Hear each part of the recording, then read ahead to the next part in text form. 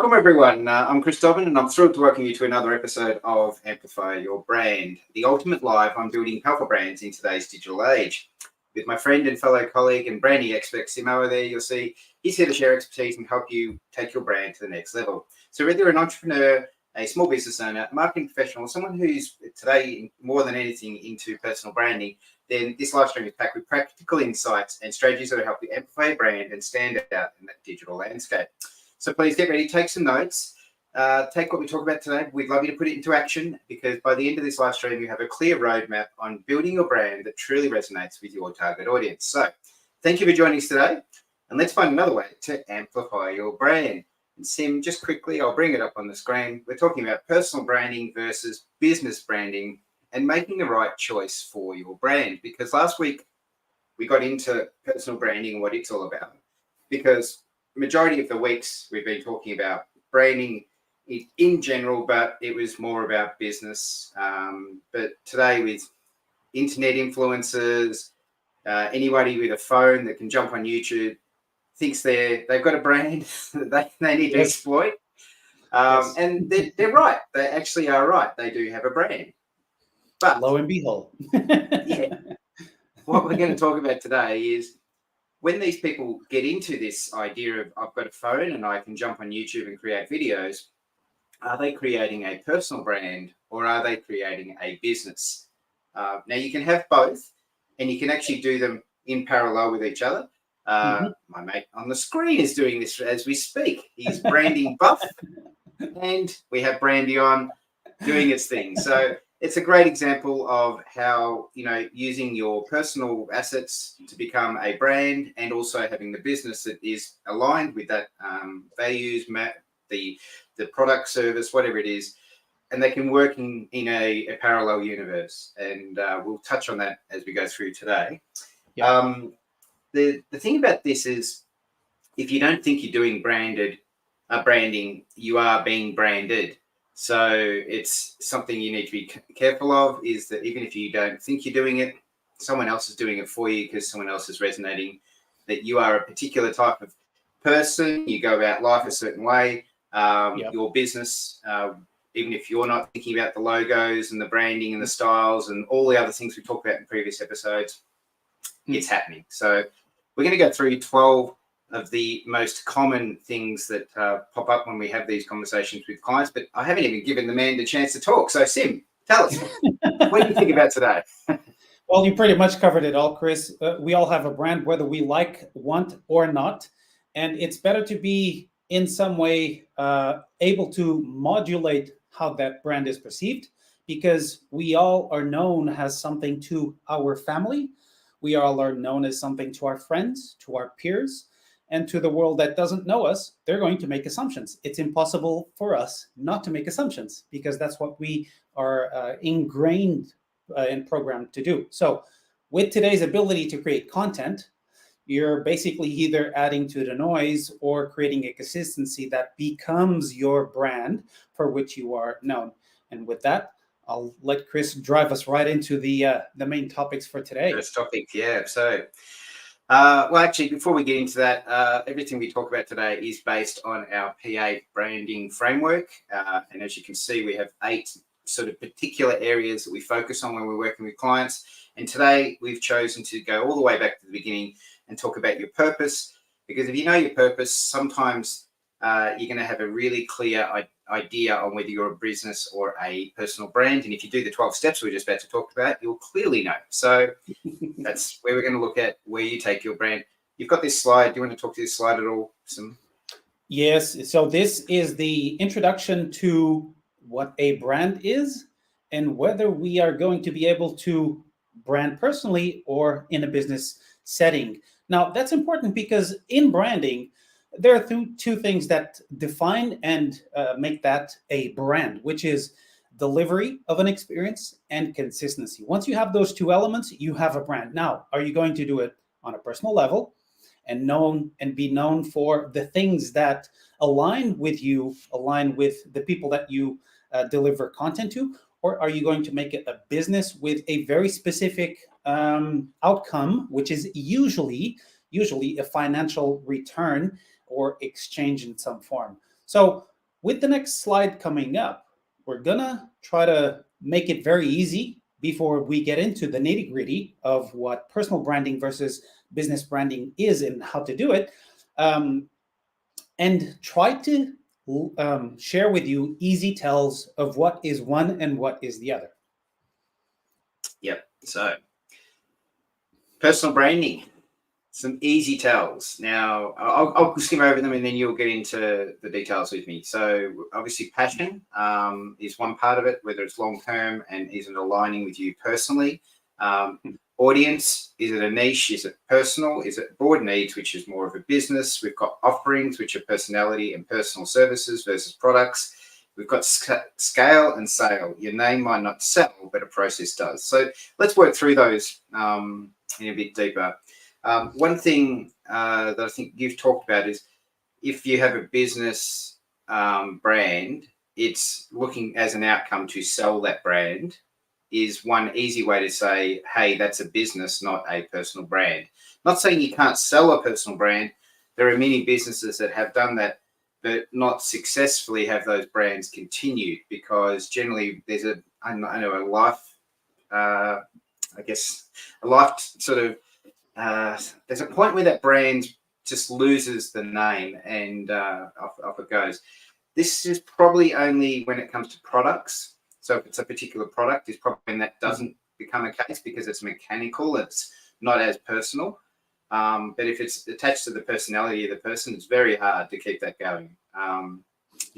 Even Apple, who doesn't use Steve Jobs as its DNA, there's a dramatic difference in the company that was when he was there and what it is now. And when we're talking about that, the two times he was there, because you can clearly see when he wasn't there and when he was. So, yeah. But anyway, go through these things with this, Sim. Oh, that's the easy one. That's the low-hanging fruit. Do you have an exit plan? Is this going to be a future selling proposition? If so, business is the one alleyway you need to look at right now, because tying the business to your personal name or your personal brand might restrict you and might devalue the sale of that brand, because then the new owner will have to worry about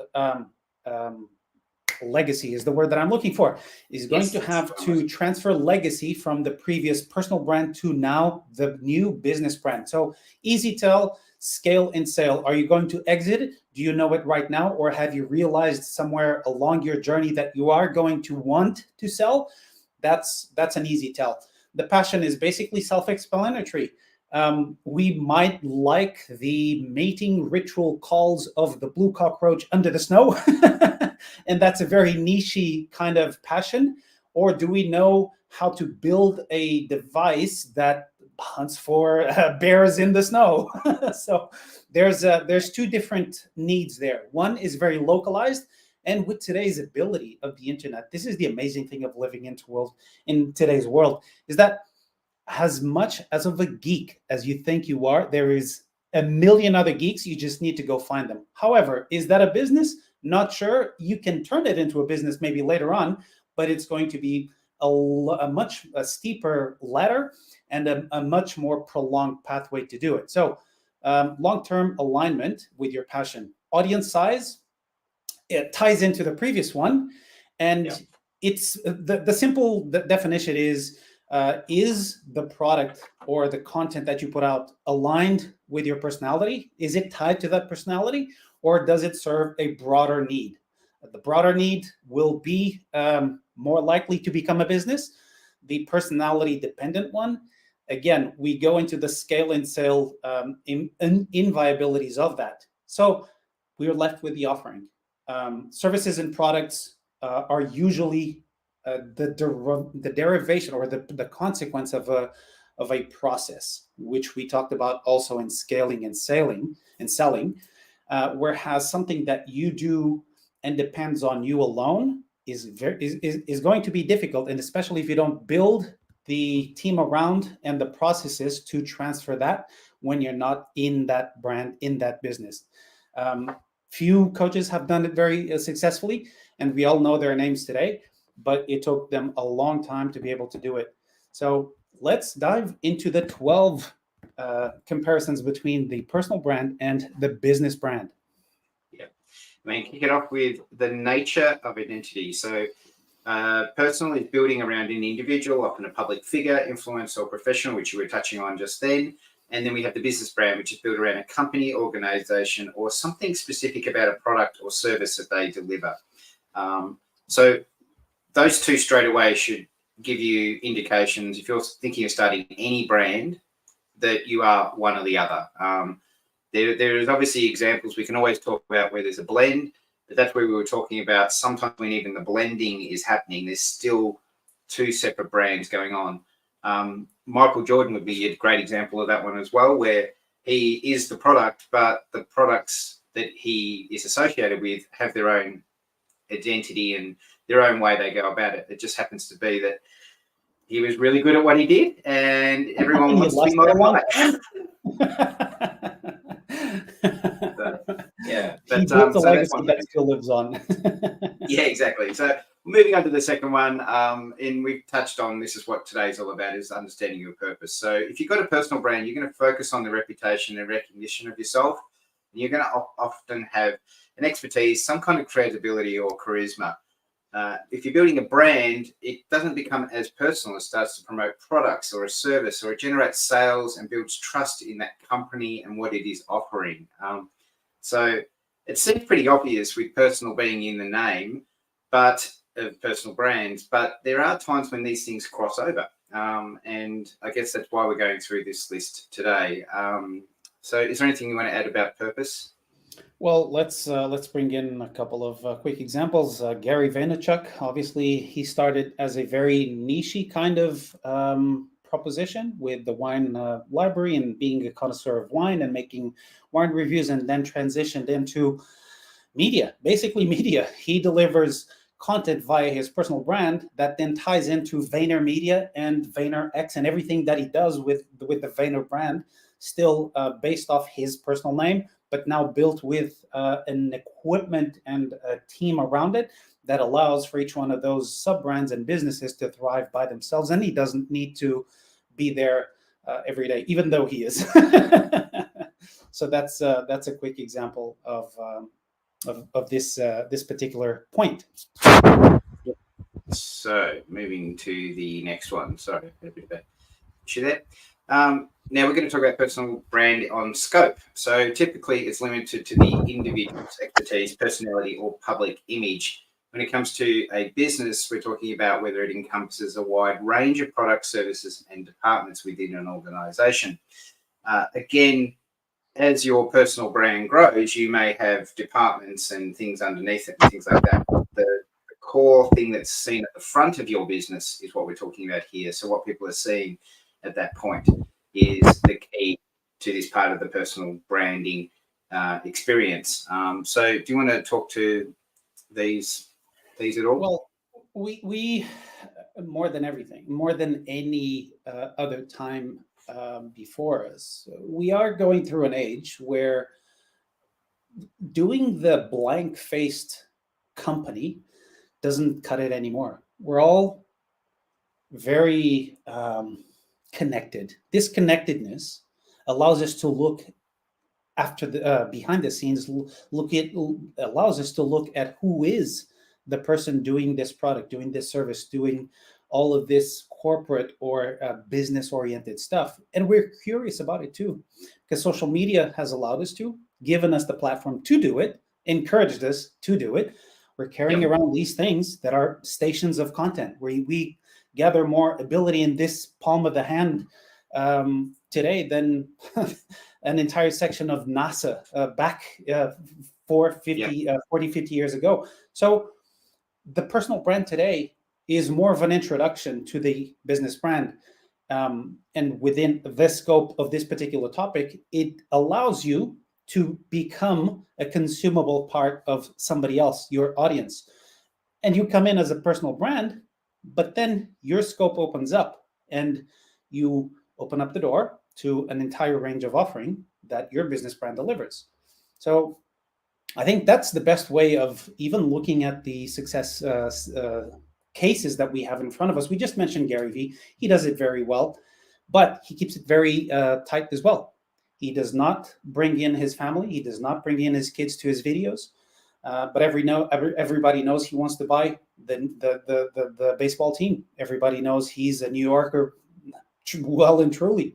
All of these things that allowed us to know a little bit more of who Gary Vaynerchuk is as an entrepreneur, as a business person, as a sports person, as a sports fan, allow us to trust and want more of his business side as well. Yeah, he's also been very lucky where he's made some predictions and then those things have become true. Mind you, we talk about, say things out loud and they shall become true. So I'm having a blank on what that's called right now, but manifesting, there we go, manifesting. But he's very, very good at manifesting because he's out there publicly saying, this should happen, this will happen, this is going to happen. And eventually it does because we've all helped it become real for him. So, and this is the interesting part. He is a Nostradamus of business, we like to say, but he's also very public about his own failures. And he said that he failed to recognize the power of Twitter. He was given the opportunity to become an investor, and that was one of his fails, under inverted commas. But we love him that much more for publicly admitting that he's got that weakness or that spot in the chink in his armor that became a capacity that he has today and a skill that he's developed. But again, personal brand led into the business. That's right. Yeah. All right. Moving on to the next one. So number 4 is longevity. So when you're talking about a personal brand, it relies heavily on the individual's personal characteristics and may be closer tied to their career or their personal life stage, where a business can outlast the individual's leader and evolve over time. And I guess I mentioned this with Steve Jobs earlier, that, he passed away, but Apple didn't stop. It just kept going.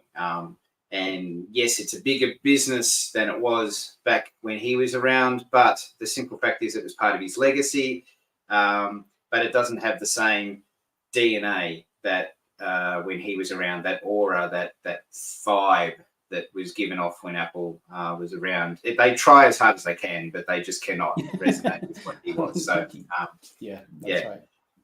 Yeah. So you've got to really, really understand about longevity. So if you're thinking about a business and entering into a brand, I guess how long you see this brand working beyond yourself is also another indication of whether you've got a personal brand you're developing or whether it's a business brand.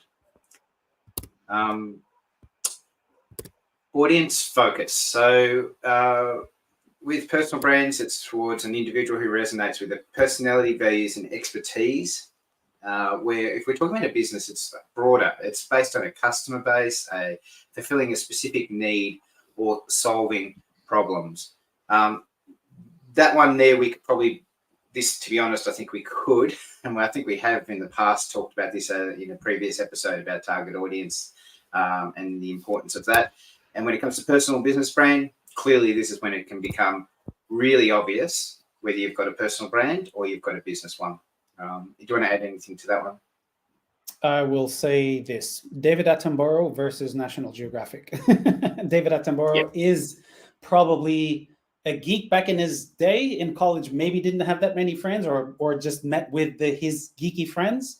And today he's a brand, not necessarily the most thriving business by himself, but the niche in which he specialized from early on became such a thing that the market now requires such an entity as National Geographic to put out as many documentaries, invest millions in creating teams to cover that topic alone.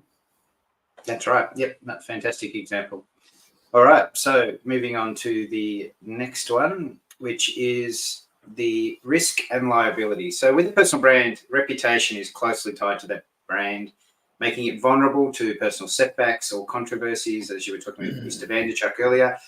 When it comes to a business, it's more isolated to the personal issues or key personnel, as the brand strength is derived from the organization overall and its products and what they deliver. So we talked about this earlier with even my Michael Jordan example, where his performance on the court was what drove his personal brand, but it also influenced the products. But then when he moved on from basketball as a business, as a player, they still had to sell shoes. They still wanted to sell shoes, but it wasn't dependent on what he was doing on the court. It was then all about how he was doing outside in real life and things like that. So he's had a personal brand. The funny thing is, he's actually making more money from the shoes now than when he was playing. It's mind-blowing. Really mind-blowing. So, and we're talking about millions to billions, not just a little jump. Absolutely.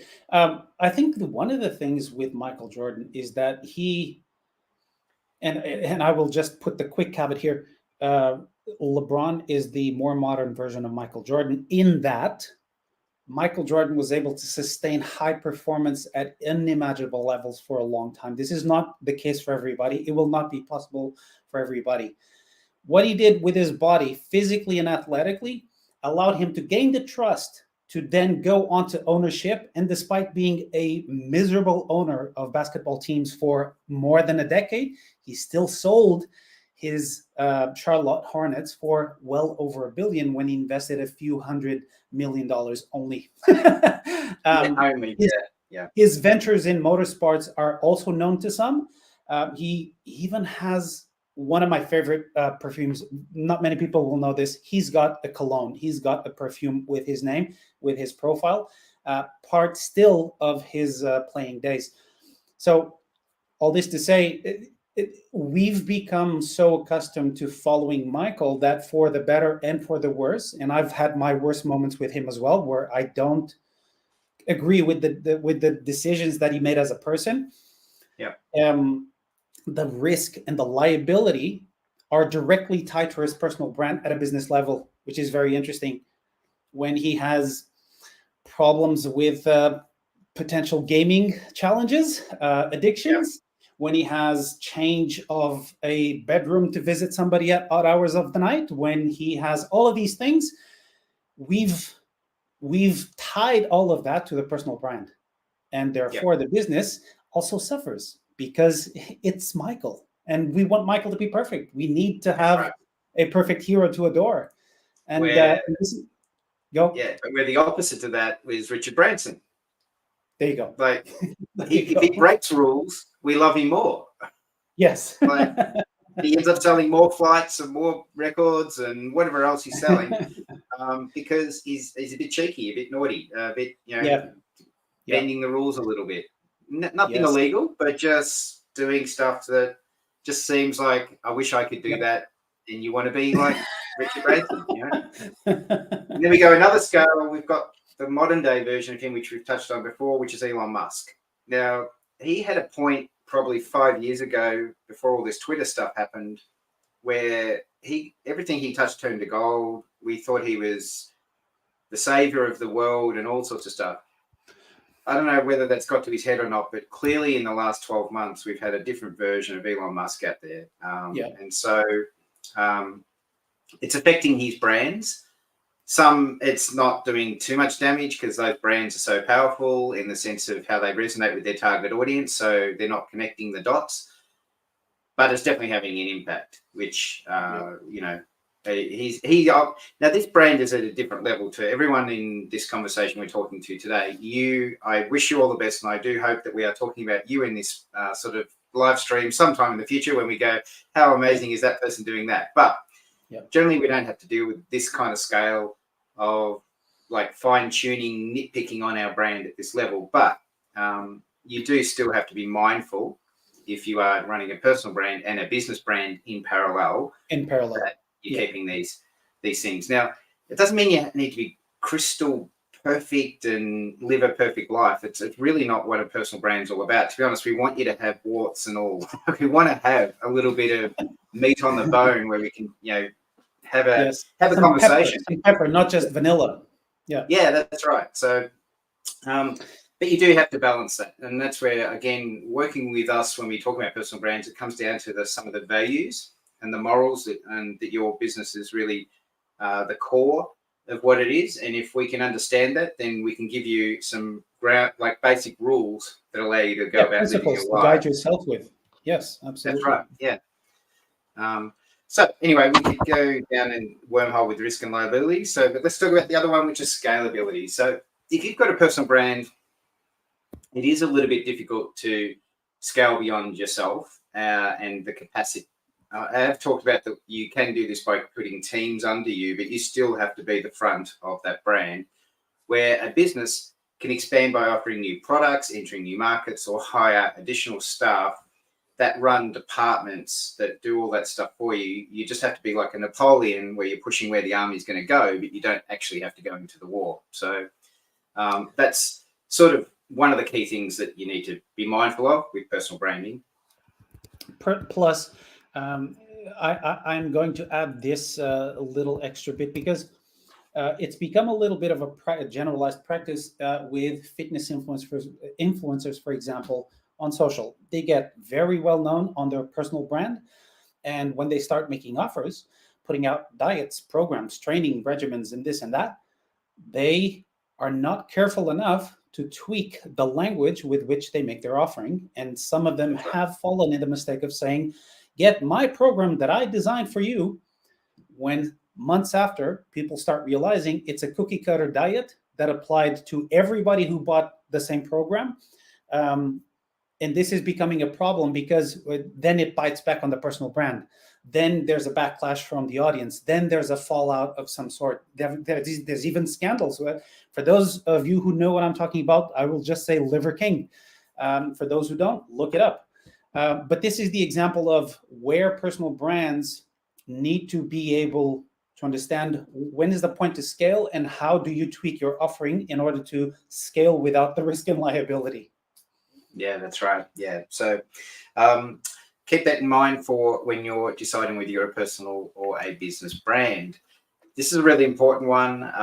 With personal branding, it reflects on your unique voice, your values and personality, which is actually ingrained in you. You can't avoid them. A personal brand is about just enhancing these or focusing on these things. You can't really change them. And if you do, we've talked about what happens, and I think you just touched on that a little bit there, where a business brand often adheres to a consistent brand voice that messages and maintains a unique, unified image over a larger scale. So, Sim, I know you've got your branding buff brand that you work on. You could, let's say, not call it buffing, right? But maybe if you were just called, skinny guy, like it wouldn't work for you because clearly you're the brand buff, right?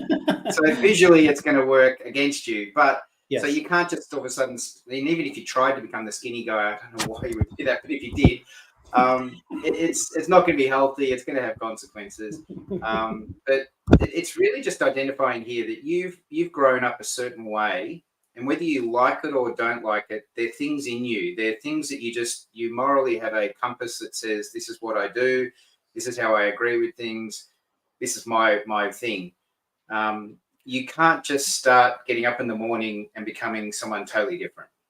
Well, I would have a positioning problem if I was to come out with a tobacco brand tomorrow, or if I was to endorse going to McDonald's and chase their Happy Meals. It would be a bit of an issue if I started saying brand doesn't exist. You don't need a brand to put out content, just create it and put it out. These things are the brand voice incongruence that fights the skinny description of Chris referring to the branding buff.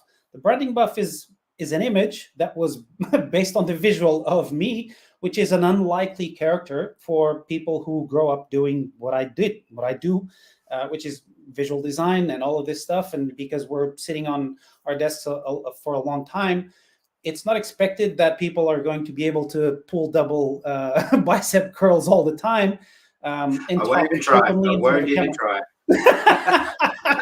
All right, let's transfer my brand to Chris for a moment.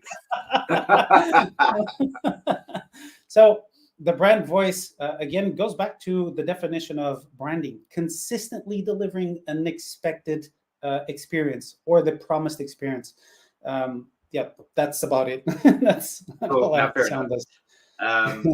So personal branding, it's all about the individual's expertise and experiences. Hopefully, by doing those things, as we talked about consistently, you will build up enough trust and credibility in what you're trying to talk about, versus a business that is building trust through consistent product quality or the service that they do, or the brand's reputation by word of mouth getting out there. And just on that, it's not really about what you say your business is or your personal brand is, it's what whoever they are out there, are saying about you. So correct. You can try to influence it by showing up consistently, by doing things a certain way, by wearing certain outfits in certain scenarios that work for that direction you're trying to take yourself in. That's the influence you can do. But ultimately, you then hand it over to the receiver and they take it where they want to take it. And this is why we're saying this right at the start of today's live session, and previous ones. You already have a brand, whether you want or like or not, because people see you doing certain things. People see you hanging out with some people. People see you doing what it is that you do. And if you don't say, I do this, and it actually jives with what they see, they're going to tag you in some way, label in some way, and removing judgment from this, because we're not trying to say labeling is bad or good. Labeling happens, and for the purposes of building a brand consistently and rightly so, you want to make sure that those things that they say kind of align with what you're saying you're about. Because when you leave the room, again, Chris said it, things are going to be said about you. Now, whether those things align with what you want to be said about you or not, that's the entire crux of our sessions. Exactly. Yeah. So, all right. So hopefully we've kept you online right now and you haven't lost yourself and gone into a cave after we've just ruined everything that you're thinking, what are they saying about me? Measurability, which is going to lead to what we just talked about, right? So you want to look at the successes often measured by the terms of their personal influence, the followers, the speaking engagements, or the collaborations that you start finding yourself working on as a personal brand. When it comes to business brand, it's more measured by how much the sales are going up, how much customer satisfaction you're providing, the market share, and overall financial performance. So again, we can influence these things and you can react to these things, but we've talked about this in the previous episode. Know what you need to measure to understand whether your brand is achieving what you want it to achieve. These are things to understand. So we used to even, maybe even last year, we would talk about if you had so many followers, you were a successful influencer. What we're learning is that you can have 1 million followers, but if they're just following, they're not acting, they're not doing things, then maybe those numbers aren't as great as you want them to be. So if you want to be a real influencer, as the name is saying, you need to see action happening from what you do. So I know there are some brands that eyeballs matter and that's all they care about, but eyeballs leads to an action, and the action is really what you want to track and see what happens. So work out how that works for you as a business or as a personal brand. Over to you, Sim. That's about it. Likes are an indication, and fortunately enough, we've grown and matured in the social media spectrum of things to understand that it is possible to do such a thing as buying 5,000 likes today, and I'll get it within the next week. They'll come right to my account, and I did nothing else than what I usually do. So that's maturing of branding as well. Understand what the KPIs are, and if you're a business brand, there's a couple of easy KPIs. Are you going to be making sales on a regular basis? Are you going to retain customers? Easy. On personal brands, those KPIs might not be the exact same. They still derive from an outcome, but that outcome is up to the personal brand to decide what it is. That's right. Yeah. So once you've started measuring, the next thing is looking at, you've got something you can now sell. And we talked about this at the very opening of the fact that if you have a personal brand, it's owned by the individual and can be challenging to transfer the others to others. Where if you have a business brand, it's owned by the company you've created, making it easy to transition to a new leadership or ownership. So most of the fundamentals are in place. You've built processes, structures, you've got a visual aspect to what you do. You've shown up consistently in a certain way that the team behind the brand can deliver in a way that the consumer or the market that you're targeting go, yeah, so what, you've changed owners, let's move on, let's keep going. As long as you deliver, we're all good.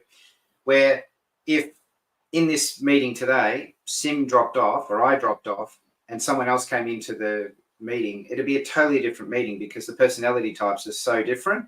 We'd have a different experience. Now, could that be good or bad? Who knows? But it's definitely not the personal brand that we had previously. So be mindful of the fact that, you know, when you move on, what assets are you going to hand on? And that will clearly give you an indication whether you're developing a personal or a business brand. And as I touched on earlier, it really does come down to product that you're doing. So, Absolutely. Now, you've got a personal brand or a business brand, you're looking at marketing channels. So often it relies heavily on social media, personal blogs, speaking engagements, and how you connect with the audience. Where if it's a business brand, it utilizes the mix of marketing channels, including advertising, PR, content marketing, and social media to reach a wider audience. It's harder for a business to get on TV and not look like they're selling. Where a personal brand generally can do that and not look like they're selling. It's another key indication of that scenario. So you've got to be mindful of, like, as I said, there's advantages of business and personal brand, but you've just got to choose what works for you. Hence why we said earlier that if you sell a particular product and you needed to not be so hard in the selling and you need to raise awareness, then potentially a personal brand associated with that can work really well for you.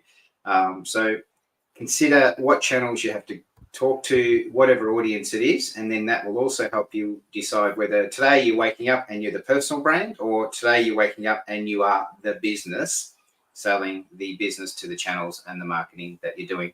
Again, Sim, do you have anything to add to that? Well, I brought something from point number 11, but it still applies to this one as well. One doesn't make the other impossible. You just need to be mindful of it. And very, very, very easy to exemplify using somebody's name is Tony Robbins. Tony Robbins started out by promising people he will help them quit smoking or help their biggest phobia disappear in one session.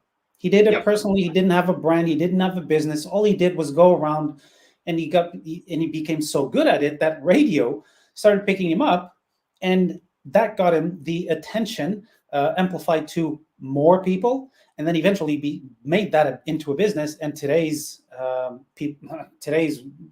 number of enterprises connected to Tony Robbins are able to deliver that same experience, radical transformation at scale, which is something that is very difficult to do, but props to him because he built it using the personal brand and was able to scale it. When he is out of the office, things still work, programs still get sold, and people still make it to events.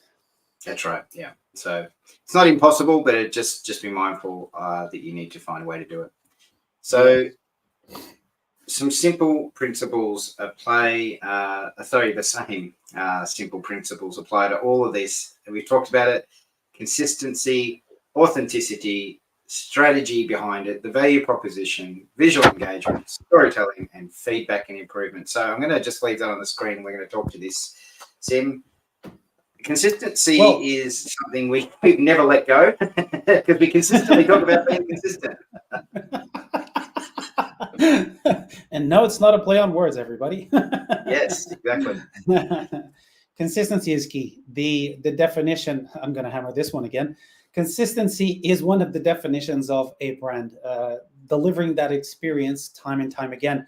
Now, in light of possibility for scale, that's where consistency becomes more of an issue, because IP is usually retained at the personal brand level, and then the scaling begins to create problems, because this transfer needs to happen in an efficient way without the personal brand having to handhold and waste a whole lot of time bringing up others to speed. So whoever comes into the operation on the business side of things ideally would have something that we highly recommend as well, which is the brand guideline manual, which is a document that encapsulates, records, and libraries all the assets visually, copy, photography, imagery, all of the things that define the brand at all these levels: visual, auditory, spoken, and transpose it to the business level where other people are added to. They come in, they learn about the brand, and they're able to create something that looks on brand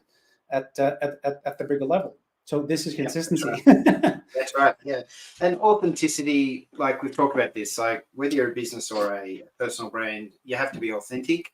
You have to have that integrity around what you do, so that it seems like you generally care about whatever you're selling or supplying or servicing or doing.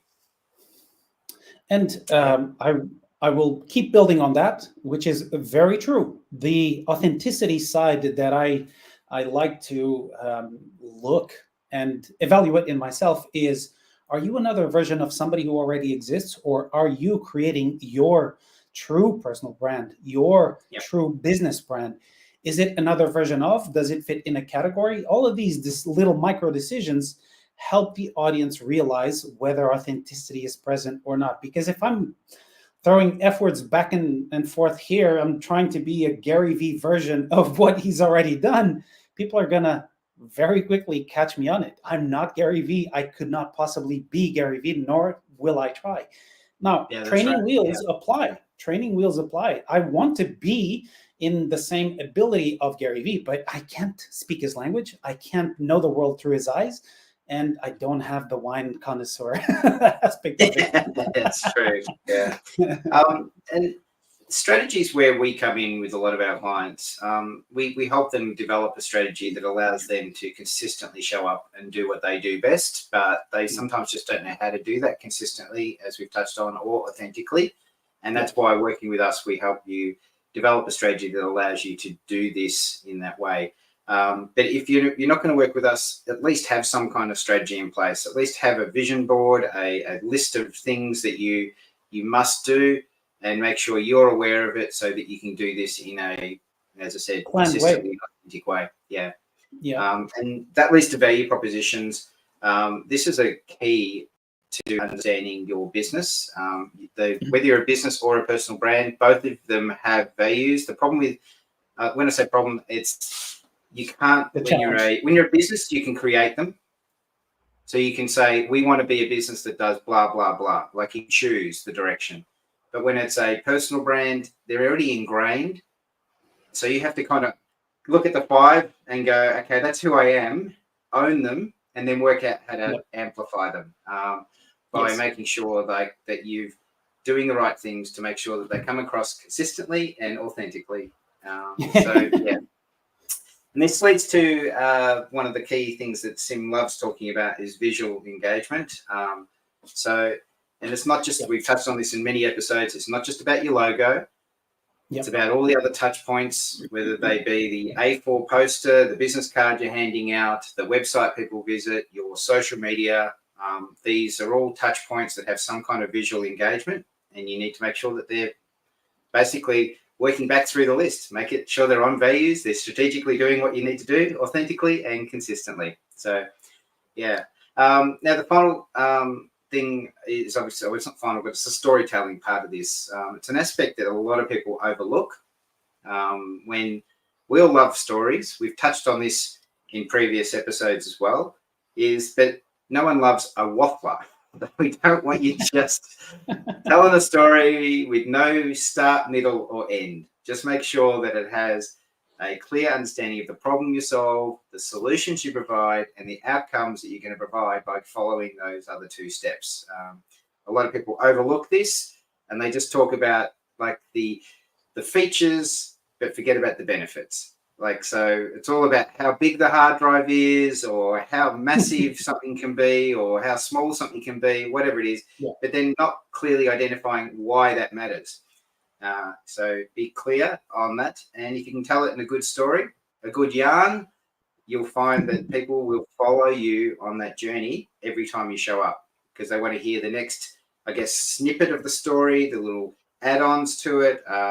Maybe they haven't got the whole picture and they want to learn more about that. So that's where storytelling comes in. Do you have anything to add to that? Yeah, storytelling is the key to engagement. Simple as Yeah. that. By telling the same story using 30 words, or make a simple, blunt promise that fits inside the 3 magic seconds that social media allows you to captivate somebody's attention, and you will either have a follow or an unfollow. That's simple as that. Exactly. Yeah. And overarching all of this is constantly getting feedback and improvement. So whether you're a business or a personal brand, these things matter. So you need to reach out to people. We do this consistently, even in our stream here. We talk about, please, if you want to give us feedback, tell us how we're doing, tell us things you want to hear more about. We want to know that so that we can help improve what this is all process is about. And another thing about personal branding and branding in general is it doesn't always have to be you nail it first up. I mean, we would love you to launch and be successful, but sometimes things happen. You maybe in the strategy session weren't totally honest with yourself about some of the values or the things that you really, really believe in. And when we launched, that authenticity and the consistency wasn't able to be achieved because you weren't true to yourself in that opening strategy session. And so we have to then adjust, and then we rework things. We look at different ways to go about getting it out there. Maybe you thought your target audience was a certain audience and it reacted a certain way.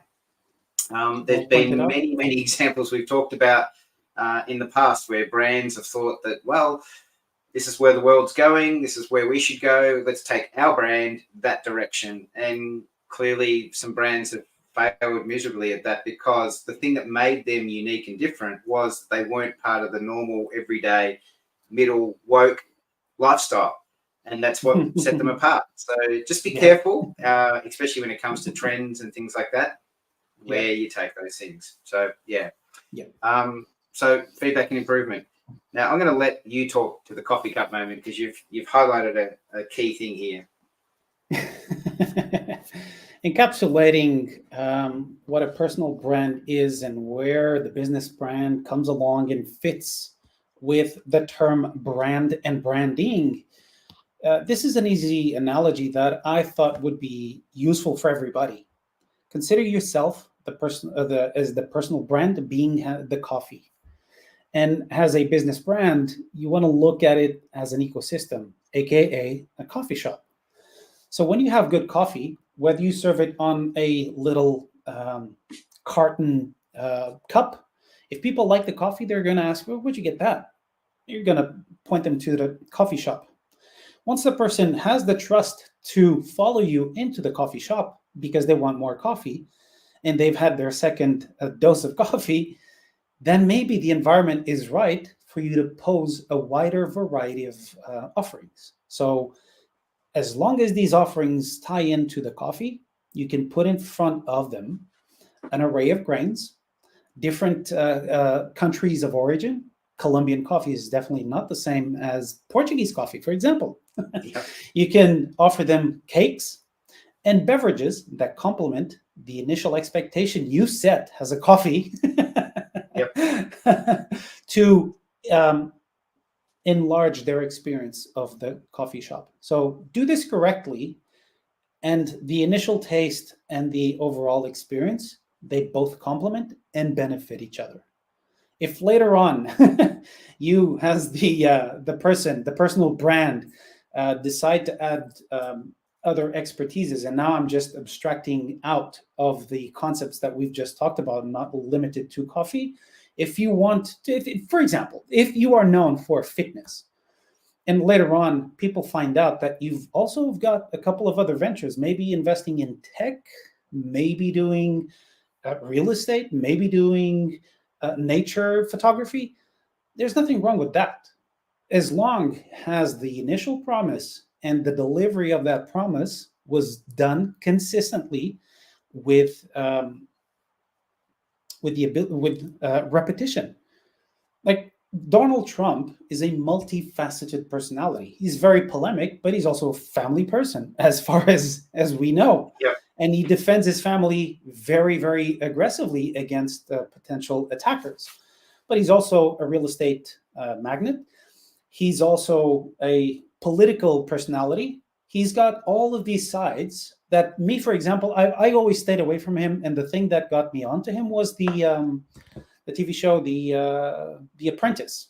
The Apprentice. That's how I knew that he is actually a savvy business person.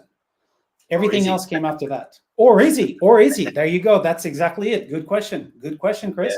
Because what we're learning recently is he's Correct. a very good storyteller. So here we go. Yeah. So he's a storyteller. He's a politician. He's a real estate person. He's a business person. He's an entrepreneur. He dabbles in a lot of things. He does. And I'll leave the rest of the things out. But yeah. Exactly. Anyway, so I guess we should wrap it up by just sort of taking that, if you decide to show other facets of yourself, like music, climbing, reading, personal brands are not capped by the coffee shop. So you can continue the story. So I guess that sort of covers off everything, except that we would love you to book a discovery session. So please let us better understand your business and assess the state of your brand, your goals, and where your brand needs to be. So please visit Branding on That Agency, look at brand guardianship, and you've got a choice there to book in myself or Sim, and we'd love to have a discovery session. Why would you do that? Well, look, this is how it works. You get a 1, 2, 3 option. You get to do the discovery call, which allows us to better understand your business, assess the state of your brand, your goals, and where your brand needs to be. So we can help you decide, do you want to be a personal or a business brand? From that, we select a program. One size doesn't fit all. So together we determine the best program that meets your goals and put out that plan and put it in place, which allows us to then take step 3, which is onboarding and coaching, where we implement the plan that we meet regularly and assign you a brand guardian to stay focused on amplifying a brand. If this is something you'd love to explore, please reach out to us, and we would love to apply the P8 program and see where it takes you in amplifying your brand. So thanks again, everybody. Thank you for joining us, and we do look forward to seeing you next time as we talk about our next topic. We have an exciting one coming up, and we look forward to telling you about it during the week. So check out our socials or visit the website, and you'll get updates on ways we are going to amplify your brand. Thanks again for your time, Sim. Anything to close on? No, just comment on where you're seeing this from, and that's it. All right, so thanks again, everyone. Enjoyed the process of telling you about personal and business brand, and hopefully these 12 steps have helped you understand how to go about it, and you will find a way to amplify your brand. Take care. See you soon.